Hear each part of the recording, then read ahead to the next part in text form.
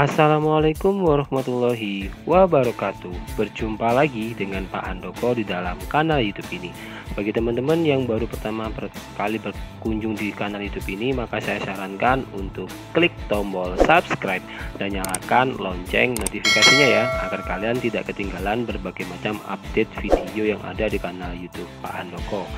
Nah, di dalam video ini saya akan membahas 15 contoh soal UTBK SBMPTN tahun 2022 untuk jenis tes potensi skolastik.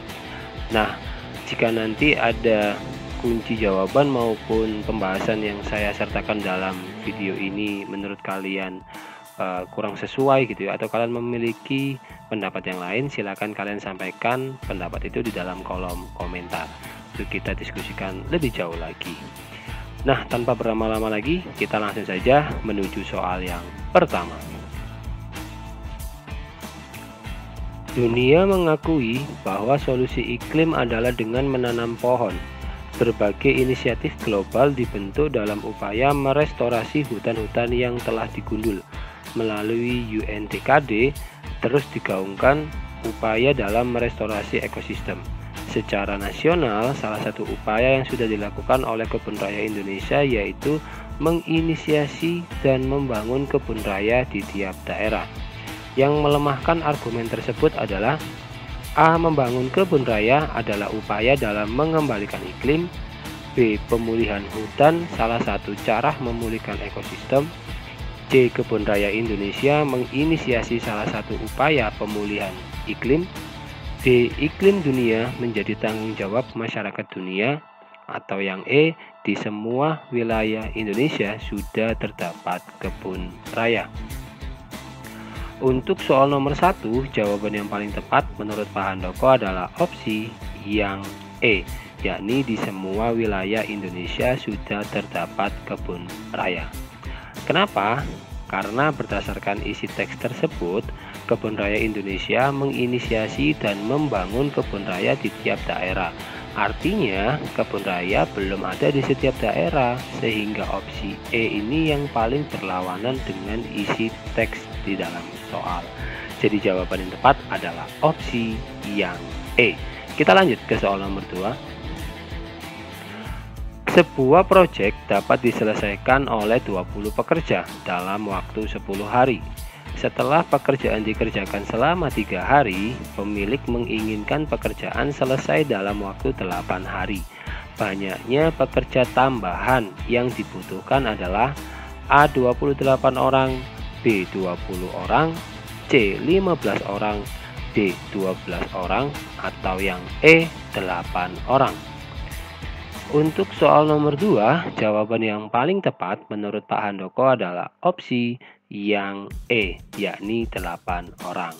Jadi gini teman-teman, ini kan cara menyelesaikannya kan 20 dikali 10 gitu ya, 20 pekerja dikali 10 hari itu sama dengan 3 hari dikali 20 ditambah 5 dikali X, kemudian 200 sama dengan 60 ditambah 5X. Nah, X-nya ini adalah total daripada pekerja untuk menyelesaikan waktu dalam 8 hari. Jadi totalnya ada 28 pekerja. Tetapi di sini yang ditanyakan adalah tambahan pekerjanya gitu ya, bukan total keseluruhan. Jadi kita harus kurangi dengan jumlah pekerja yang sudah ada di ritme pekerjaan sebelumnya, yaitu 20. Jadi 28 dikurangi 20, jadi sama dengan 8 orang. Jadi jawaban yang tepat untuk soal nomor 2 ini adalah opsi yang E. Kita lanjut ke soal nomor 3. Tabel penjualan handphone ya, ada tabelnya teman-teman, mulai dari bulan Januari sampai bulan Mei. Untuk mereknya ada merek Samsung sampai Viva gitu ya. Nah, pertanyaannya adalah pada bulan apa merek HP Samsung dan Viva mencapai penghasilan terbesar kedua? A. Januari, B. Februari, C. Maret, D. April, atau E. Mei. Untuk soal nomor 3, jawaban yang paling tepat menurut Pak Handoko adalah opsi yang B, yakni di bulan Februari. Kenapa? Gini ya, karena penjualan terbesar kedua HP Samsung dan Viva sebanyak 25% dan 49% itu terjadi di bulan Februari. Oh, mohon maaf, ini harusnya 29% ya. HP Samsung di bulan Februari itu harusnya 29%, ini terbanyak kedua. Sedangkan HP Viva juga sama, yaitu 49% terjadi di bulan Februari juga. Jadi jawaban yang tepat untuk soal nomor 3 ini adalah opsi yang B. Kita lanjut ke soal nomor 4. Suatu deret aritmatika mempunyai beda 2 dan jumlah 20 suku pertamanya itu 24. Jumlah 7 suku pertamanya adalah A-5, B-6, C-7, D-8, atau E-9. Untuk soal nomor 4, jawaban yang paling tepat menurut Pak Handoko adalah opsi yang C, yakni -7. Jadi gini teman-teman, untuk menghitung deret aritmatikanya kan bedanya itu 2 gitu ya. Kemudian suku ke-20 nya itu adalah nilainya 24. Jadi menghitungnya suku ke-20 itu sama dengan 10 dikali 2A ditambah 19 dikali B sama dengan 24. 2A ditambah 19 dikali 2 sama dengan 24. Jadi untuk menemukan A-nya adalah 2A sama dengan 24 minus 38. Kemudian 2A sama dengan -14, jadi A-nya itu adalah -7 gitu ya. Nah, kemudian untuk mencari jumlah suku 7 pertamanya gimana? 7 per 2 dikali kurung buka 2 kurung buka kali -7 kurung tutup tambah 6 kali 2 sama dengan 7 per 2 dikali -14 ditambah 12. Dan terakhir 7 per 2 dikali -2, jadi sama dengan -7. Jadi jawaban yang tepat untuk soal nomor 4 ini adalah ya opsi yang C, yakni -7. Lanjut ya teman-teman ke soal berikutnya. Nah, diketahui M adalah bilangan bulat terkecil yang habis dibagi 2, 3, dan 7. Manakah hubungan yang tepat antara P dan Q? Berikut berdasarkan informasi yang diberikan. Jadi yang pertama adalah P. P itu nilainya M per 2 ditambah 1. Kemudian Q nya adalah 15. A. P lebih besar daripada Q. B. Q lebih kecil daripada P. C. P sama dengan Q. D. P sama dengan 2Q. Atau E. Informasi yang diberikan tidak cukup memutuskan salah satu dari pilihan di atas. Untuk soal nomor 5 ini, jawaban yang paling tepat menurut Pak Handoko adalah opsi yang A, yakni P lebih besar daripada Q gitu ya. Nah, jadi cara menghitungnya adalah bilangan bulat terkecil yang habis dibagi 2, 3, dan 7 adalah KPK dari 2, 3, dan 7. Ada 2, 4, 6, seterusnya ada 4, 2, 4, 4 gitu ya. Kemudian untuk yang ketiganya, angka tiganya itu 3, 6, 9, seterusnya ketemu 42 dan 45 dan seterusnya. Kemudian 7, 14, 21, seterusnya 42 dan 29. Jadi KPK dari 2, 3, dan 7 adalah 42. Maka M-nya itu bernilai 42. Ya, kemudian kalau kita masukkan sesuai dengan rumusnya itu di dalam tabel untuk yang P, jadi 42 dibagi 2 ditambah 1 itu nanti ketemunya adalah 21. Sedangkan Q-nya itu adalah 15 gitu ya. Jadi jawaban yang paling tepat yang mana? Ya, yang A gitu ya. Jadi nilainya P itu lebih besar daripada Q. Kita lanjut ya ke soal nomor 6. Jarak jauh suatu kota adalah 5 km. Terdapat rombongan karnaval dengan panjang mobil atau kendaraan lain 2-4 meter dengan jarak antar kendaraan 2-5 meter. Maka banyak maksimal kendaraan adalah X.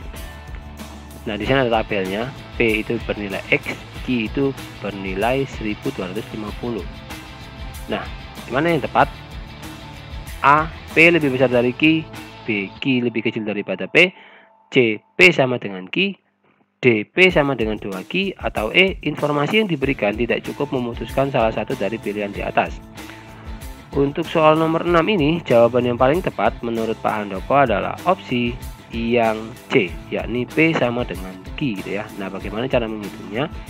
Nah, supaya banyak kendaraan maksimal, maka ambil panjang kendaraan 2 meteran, jarak antar kendaraan 2 meter nih. Nah, jika banyak maksimal mobil X, maka 2 dikali X ditambah 2 kurung buka X minus 1 kurung tutup sama dengan 5.000. 4X sama dengan 5.002. Jadi X nya itu adalah 1250,5. Maka kita bulatkan di X sama dengan 1250. Jadi jawaban yang tepat untuk soal nomor 6 ini adalah opsi yang C gitu ya. Kita lanjut ke soal nomor 7. Ini adalah bacaan untuk soal nomor 7 sampai 9 gitu ya. Saya bacakan. Keberhasilan Apollo 11 rupanya bukan sekedar pencapaian ilmu pengetahuan dan teknologi, melainkan juga kemenangan Amerika Serikat secara politis. Pendaratan Armstrong dan Aldrin di bulan tidak bisa dilepaskan dari perang dingin antara Amerika Serikat dan Uni Soviet pasca Perang Dunia II. Selama itu, Apollo menjadi puncak space race antara kedua negara di daerah tersebut.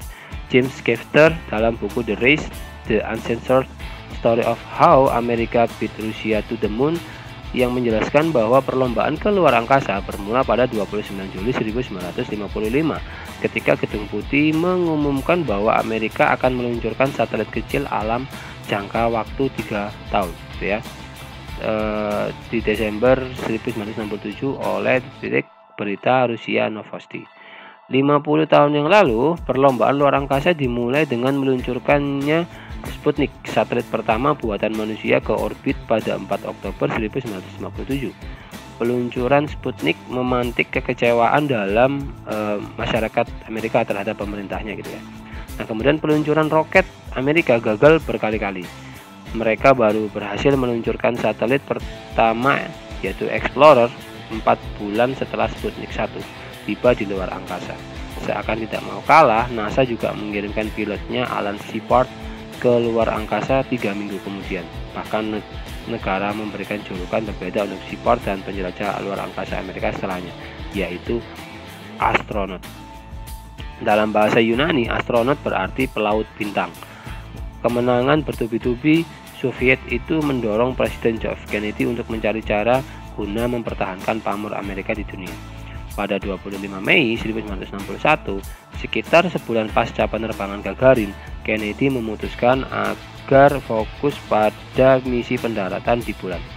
Sebuah ide yang lebih terasa seperti mimpi ya bagi umat manusia. Nah, itu tadi adalah bacaan untuk soal nomor 7 sampai nomor 9. Sekarang kita akan lanjut ke soal nomor 7.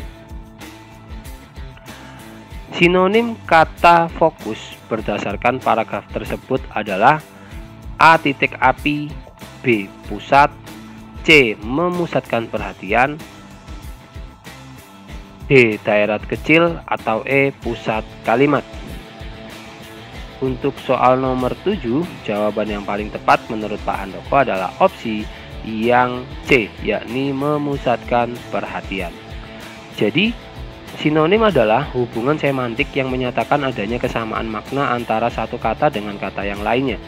Relasi sinonim ini bersifat dua arah. Maksudnya, jika suatu kata saling bersinonim, dapat dipastikan kata tersebut memiliki kesamaan makna.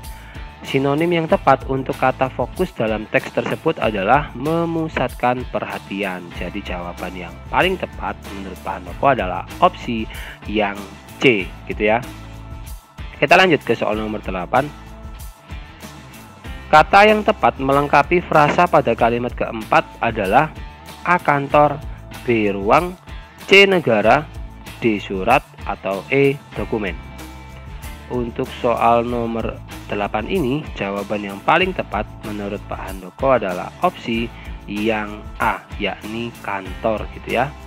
Jadi pada bacaan itu terdapat kalimat yang dirumpangkan. Kata yang tepat melengkapi kalimat rumpang bacaan tersebut adalah kantor. Jadi jawaban yang tepat untuk soal nomor 8 ini adalah opsi yang A. Kita lanjut ke soal nomor 9. Berdasarkan bacaan tersebut, bentuk kalimat yang tidak efektif itu terdapat pada kalimat A1, B4, C. 5, D. 7, atau E. 9. Untuk soal nomor 9 ini, jawaban yang paling tepat menurut Pak Handoko adalah opsi yang B, yakni kalimat yang keempat. Kenapa? Karena ini ya, syarat kalimat efektif itu kan ada beberapa. Yang pertama adalah hemat dalam penggunaan kata. Kemudian makna kalimat harus logis. Kemudian katanya harus baku. Kemudian minimal terdapat subjek dan predikat. Kemudian harus memuat unsur paralelisme. Kemudian penulisannya harus sesuai dengan poebi. Dan yang terakhir, tanpa pengaruh bahasa asing maupun bahasa daerah itu ya. Nah, kalimat yang enggak efektif pada bacaan di atas itu kan adalah kalimat yang keempat gitu ya. Kesalahannya itu terdapat pada kalimat tersebut, yaitu 1. Judul buku seharusnya dicetak miring. Kemudian nomor 2, menghilangkan konjungsi atau kata penghubung yang agar predikatnya itu muncul. Kemudian nomor 3-nya, kesalahannya adalah nama tempat seharusnya diawali huruf kapital, yaitu Gedung Putih gitu ya. Jadi jawaban yang tepat untuk soal nomor 9 ini adalah opsi yang B. Kita lanjut ke soal nomor 10. Nah, kalau ini untuk bacaan untuk soal nomor 10 sampai nomor 12. Saya bacakan juga gitu ya. Penggerak ekonomi nasional ada di ibu kota, mulai dari perusahaan nasional, perusahaan asing, pusat perbankan, penggerak sektor jasa dan perdagangan, hingga penggiat usaha kecil dan menengah. Pada kenyataannya, Jakarta tidak pernah tidur dan terus beraktivitas. Dalam pandangan pengamat ekonomi, Lembaga Ilmu Pengetahuan Indonesia, LIPI, Latif Adam, Jakarta sebagai ibu kota Indonesia memiliki kontribusi yang besar bagi perekonomian nasional. Perekonomian Jakarta yang besar banyak didominasi sektor pelayanan jasa. Kuat dan besarnya perekonomian Jakarta tidak terlepas dari sektor infrastruktur Jakarta yang cukup mumpuni. Tidak heran jika Jakarta menjadi pilihan kantor cabang multinasional corporation MNC. Selain itu, Jakarta memiliki pelabuhan laut sebagai jalur perdagangan internasional dan pusat bisnis berada di sini. Kemudian perekonomian Jakarta makin kuat seiring menguatnya perekonomian nasional setelah pulih dari hantaman krisis ekonomi keuangan gitu ya pada 1997 sampai 1998. Dalam 5 tahun terakhir, tingkat pertumbuhan ekonomi Jakarta mengalami peningkatan yang cukup signifikan. Ekonomi Jakarta pada 2007 tumbuh 6,4% dan meningkat hingga menyentuh 6,7% atau di atas rata-rata pertumbuhan ekonomi nasional pada tahun 2011. Dilihat dari produk domestik regional bruto atau PDRB, Jakarta menyumbang sekitar 15-70% dari PDB Indonesia. Kondisi ini menjadikan Jakarta sebagai penyumbang terbesar PDB Indonesia jauh di atas peran provinsi lainnya. Nah, ini sumbernya dari merdeka.com gitu ya. Nah, kita lanjut ke soal nomor 20. Nah, gagasan pokok pada kalimat ketiga pada teks tersebut adalah A. Pandangan pengamat ekonomi, B. Pandangan Latif Adam dari LIPI, C. Jakarta memiliki kontribusi, D. Kontribusi Jakarta yang besar, atau E. Jakarta berkontribusi pada ekonomi. Untuk soal nomor 10, jawaban yang paling tepat menurut Pak Handoko adalah opsi yang C, yakni Jakarta memiliki kontribusi gitu ya. Jadi ingat gitu ya, kalimat inti itu kan memuat subjeknya inti dan ada predikat intinya juga. Ya, di dalam kalimat tersebut itu ada keterangan bahwa Jakarta sebagai subjeknya memiliki sebagai predikatnya gitu. Nah, oleh karena itu gitu ya, gagasan pokok di kalimat 3 pada teks tersebut adalah Jakarta memiliki kontribusi gitu. Jawaban yang tepat adalah opsi yang C. Kita lanjut ke soal nomor 11. Tujuan penulis pada teks tersebut adalah A. Menjelaskan peran Jakarta sebagai penggerak ekonomi nasional, B. Menginformasikan penggerak ekonomi nasional pasca krisis, C. Meyakinkan Jakarta berperan pada perekonomian nasional, atau D. Memberitakan peringkat Jakarta dalam bidang ekonomi, atau E. Memaparkan kondisi perekonomian di ibu kota Jakarta. Untuk soal nomor 11, jawaban yang paling tepat menurut Pak Handoko adalah opsi yang A, yakni menjelaskan peran Jakarta sebagai penggerak ekonomi nasional. Nah, Kenapa? Karena teks tersebut dikembangkan dengan karangan eksposisi. Selain itu, teks tersebut pun membahas Jakarta sebagai penggerak ekonomi nasional. Dengan demikian, tujuan penulis dalam teks tersebut adalah menjelaskan peran Jakarta sebagai penggerak ekonomi nasional. Jadi jawaban yang paling tepat adalah opsi yang A. Kita lanjut ke soal nomor 12. Kalimat yang tidak logis pada teks tersebut terdapat pada kalimat A10, B9, C7, D4, atau yang E2. Untuk soal nomor 12, jawaban yang paling tepat menurut Pak Handoko adalah opsi yang E, yakni kalimat kedua. Jadi kalimat yang nggak logis merupakan bagian dari kalimat efektif yang tidak efektif gitu ya. Kalimat tidak logis mengacu pada makna kalimat yang tidak masuk akal atau penggunaan kosakatanya yang menjadikan kalimat tersebut nggak logis. Kalimat yang tidak logis pada teks tersebut terdapat pada kalimat 2 karena kalimat tersebut bermakna Jakarta dapat tidur seperti manusia. Jadi jawaban yang paling tepat menurut Pak Handoko untuk soal nomor 2 ini adalah opsi yang E. Kita lanjut ke soal nomor 20. Nah, ini adalah bacaan untuk soal nomor 13 dan 15. Karena dalam bahasa Inggris, silakan teman-teman nanti mendengarkan bacaan ini gitu ya. Bloom's taxonomy is an old concept that has been in existence since 1956 and has been used for traditional classroom training. However, it was revised in 2001 in order to meet the modern approach to learning. One of the roles of Bloom's taxonomy in e-learning is to deliver a course learning objective. It can also help to determine learners' behavior, which can influence the learning objectives. Bloom's taxonomy can help instructors to understand the different levels of cognitive demands. It helps instructors match their assessment with the different levels of learning objectives in order to determine the learner's behavior. Here are some ways you can apply Bloom's taxonomy to your online training. Knowledge. The first stage of applying the concept of Bloom's taxonomy is to give knowledge to your learners through the course. Although it doesn't require a lot of effort, you need to follow the right steps to deliver the right information to them.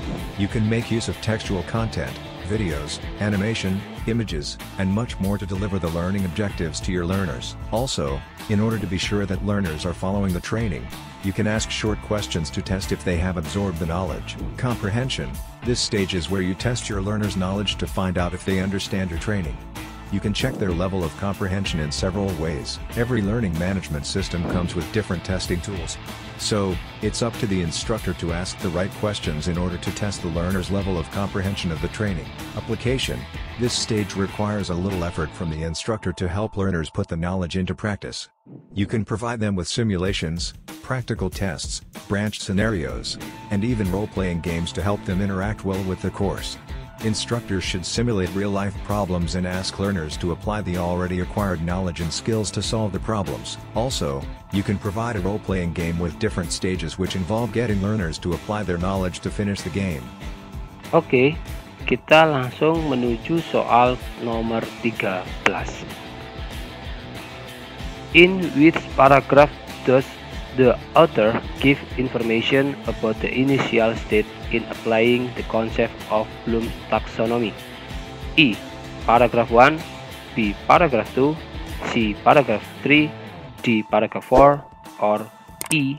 Paragraph 5. Untuk soal nomor 13 ini, jawaban yang paling tepat menurut Pak Handoko adalah paragraf yang ketiga gitu ya.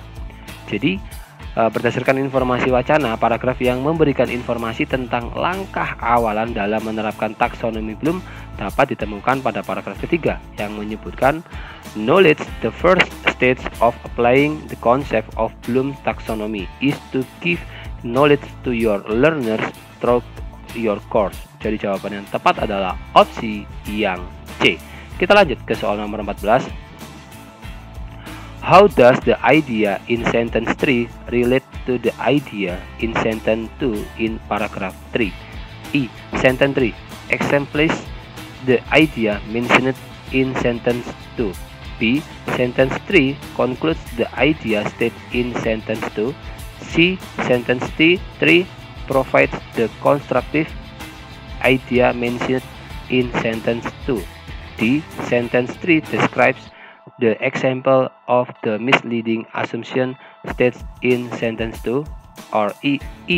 Sentence 3 strongly supports the negative idea state in sentence 2.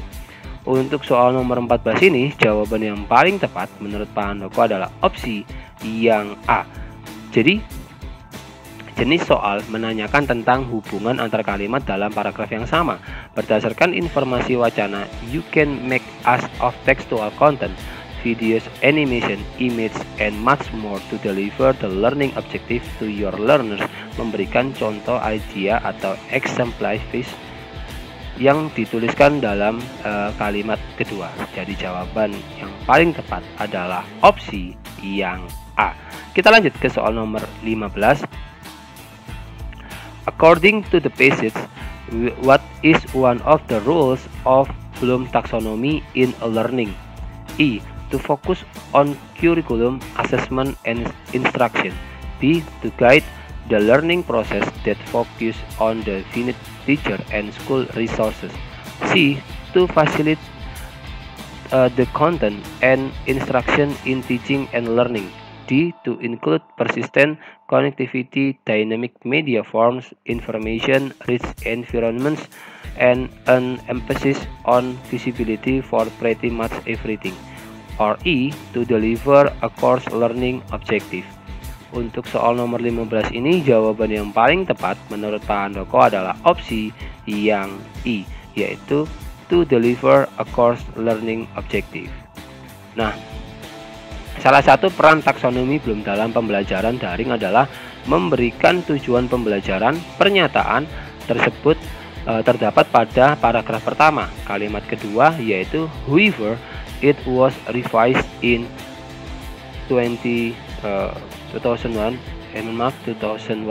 in order to meet the modern approach to learning. Jadi jawaban yang tepat untuk soal nomor 15 ini adalah opsi yang E. Wah, tidak terasa kita sudah berada di penghujung video pembelajaran ini, teman-teman. Jika kalian ada pertanyaan seputar materi ini, kalian dapat menuliskannya di kolom komentar, atau kalian juga bisa menanyakan hal itu kepada saya melalui kontak medsos ini ya.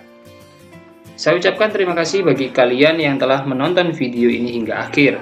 Jika kalian merasa video ini bermanfaat, jangan lupa bagikan video ini kepada teman-teman kalian ya, agar kebermanfaatan itu tidak hanya berhenti di kalian saja. Dan juga jangan lupa untuk klik subscribe dan like video ini. Akhir kata, Assalamualaikum warahmatullahi wabarakatuh. Salam Historia.